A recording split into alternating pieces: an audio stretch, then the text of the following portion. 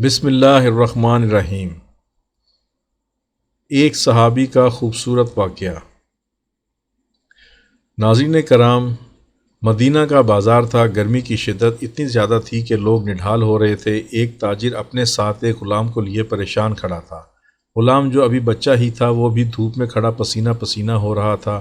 تاجر کا سارا مال اچھے داموں بک گیا تھا، بس یہ غلام ہی باقی تھا جسے خریدنے میں کوئی بھی دلچسپی نہیں دکھا رہا تھا۔ تاجر سوچ رہا تھا کہ اس غلام کو خرید کر شاید اس نے گھاٹے کا سودا کیا ہے۔ اس نے تو سوچا تھا کہ اچھا منافع ملے گا، لیکن جہاں تو اصل لاگت کا ملنا بھی دشوار ہو رہا تھا۔ اس نے سوچ لیا تھا کہ اب اگر یہ غلام صرف قیمت خرید پر بھی بکا تو وہ اسے فوراً بیچ دے گا۔ مدینہ کی ایک لڑکی کی اس غلام پر نظر پڑی تو اس نے تاجر سے پوچھا کہ یہ غلام کتنے کا بیچو گے؟ تاجر نے کہا کہ میں نے اسے اتنے میں لیا ہے اور اتنے کا ہی دے دوں گا۔ لڑکی نے غلام پر ترس کھاتے ہوئے اسے خرید لیا۔ تاجر نے بھی خدا کا شکر ادا کیا اور واپسی کی راہ لی۔ مکہ سے ابو حذیفہ مدینہ آئے تو انہیں بھی اس لڑکی کا قصہ معلوم ہوا۔ لڑکی کی رحم دلی سے متاثر ہو کر انہوں نے اس کے لیے نکاح کا پیغام بھیجا جو قبول کر لیا گیا۔ یوں واپسی پر وہ لڑکی جس کا نام ثبیتہ بنت یعار تھا ان کی بیوی بن کر ان کے ہمراہ تھی، اور وہ غلام بھی مالکن کے ساتھ مکہ پہنچ گیا۔ ابو حذیفہ مکہ آ کر اپنے پرانے دوست عثمان بن عفان سے ملے تو انہیں کچھ بدلا ہوا پایا اور ان کے رویے میں سرد موری محسوس کی۔ انہوں نے اپنے دوست سے استفسار کیا کہ عثمان یہ سرد موری کیوں؟ تو عثمان بن عفان نے جواب دیا کہ میں نے اسلام قبول کر لیا ہے اور تم ابھی تک مسلمان نہیں ہوئے، تو اب ہماری دوستی کیسے چل سکتی ہے؟ ابو حذیفہ نے کہا تو پھر مجھے بھی محمد صلی اللہ علیہ وسلم کے پاس لے چلو اور اس اسلام میں داخل کر دو جسے تم قبول کر چکے ہو۔ چنانچہ حضرت عثمان رضی اللہ تعالیٰ عنہ نے انہیں نبی کریم صلی اللہ علیہ وسلم کی خدمت میں پیش کیا اور وہ کلمہ پڑھ کر دائرہ اسلام میں داخل ہو گئے۔ گھر آ کر انہوں نے اپنی بیوی اور غلام کو اپنے مسلمان ہونے کا بتایا تو ان دونوں نے بھی کلمہ پڑھ لیا۔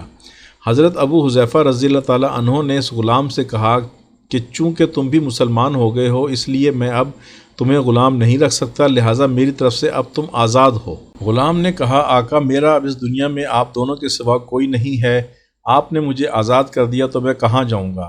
حضرت ابو حذیفہ رضی اللہ تعالیٰ عنہ نے اس غلام کو اپنا بیٹا بنا لیا اور اپنے پاس ہی رکھ لیا۔ غلام نے قرآن پاک سیکھنا شروع کر دیا اور کچھ ہی دنوں میں بہت سا قرآن یاد کر لیا، اور وہ جب قرآن پڑھتے تو بہت خوبصورت لہجے میں پڑھتے۔ ہجرت کے وقت نبی کریم صلی اللہ علیہ وسلم سے پہلے جن صحابہ نے مدینہ کی طرف ہجرت کی ان میں حضرت عمر رضی اللہ تعالیٰ عنہ کے ساتھ حضرت ابو حذیفہ رضی اللہ تعالیٰ عنہ اور ان کا یہ پاک بیٹا بھی تھا۔ مدینہ پہنچ کر جب نماز کے لیے امام مقرر کرنے کا وقت آیا تو اس غلام کی خوبصورت تلاوت اور سب سے زیادہ قرآن حفظ ہونے کی وجہ سے انہیں امام چن لیا گیا، اور ان کی امامت میں حضرت عمر رضی اللہ تعالیٰ عنہ جیسے جلیل القدر صحابی بھی نماز ادا کرتے تھے۔ مدینہ کے یہودیوں نے جب انہیں امامت کرواتے دیکھا تو حیران ہو گئے کہ یہ وہی غلام ہے جسے کوئی خریدنے کے لیے تیار نہ تھا۔ آج دیکھو کتنی عزت ملی کہ مسلمانوں کا امام بنا ہوا ہے۔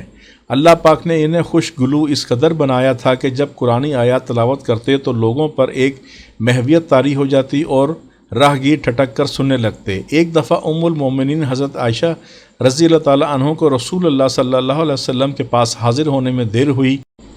آپ صلی اللہ علیہ وسلم نے توقف کی وجہ پوچھی تو بولیں ایک قاری تلاوت کر رہا تھا، اس کے سننے میں دیر ہو گئی، اور اس کی خوشحالانی کی اس قدر تعریف کی کہ حضرت صلی اللہ علیہ وسلم خود چادر سنبھالے ہوئے باہر تشریف لے آئے۔ دیکھا تو وہ بیٹھے تلاوت کر رہے تھے۔ آپ صلی اللہ علیہ وسلم نے خوش ہو کر فرمایا اللہ پاک کا شکر ہے کہ اس نے تمہارے جیسے شخص کو میری امت میں بنایا۔ کیا آپ جانتے ہیں یہ خوش قسمت صحابی کون تھے؟ ان کا نام حضرت سالم رضی اللہ تعالیٰ عنہ تھا، جو سالم مولا ابو حذیفہ رضی اللہ تعالیٰ عنہ کے نام سے مشہور تھے۔ انہوں نے جنگ موطا میں جام شہادت نوش کیا۔ اللہ کی کروڑ رحمتیں ہوں ان پر۔ ناظرین کرام، اگر ویڈیو پسند آئی ہو تو لائک کریں، سبسکرائب کریں، بیل آئیکن پر کلک کریں تاکہ ہم سب سرکار دو عالم صلی اللہ علیہ وسلم کی ذات اقدس کے بارے میں زیادہ سے زیادہ جان سکیں اور ہر نئی آنے والی ویڈیو کے بارے میں آپ کو مطلع کر سکیں۔ شکریہ، اللہ حافظ۔